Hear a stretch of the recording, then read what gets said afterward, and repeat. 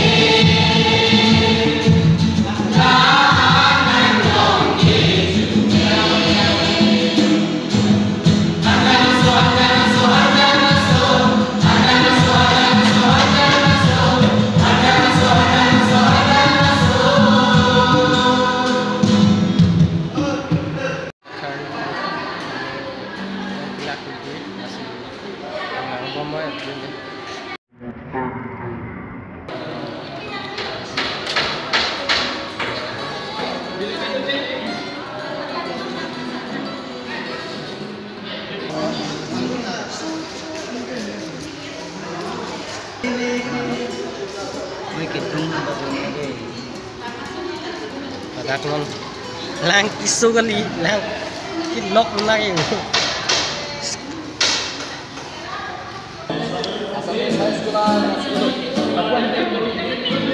kali terus dia tu macam dia kan.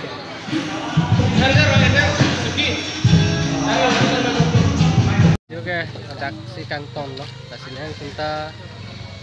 lang misen tay pemain ang Pinoy na penitum real sel kusuan mah na tumugat misen tanay tunay kanon chok chip padat tanimo nang kanon si mo aja tanay na pemain na Pinoy na si kinyag jo kaya na pemain na si do may thang may purwang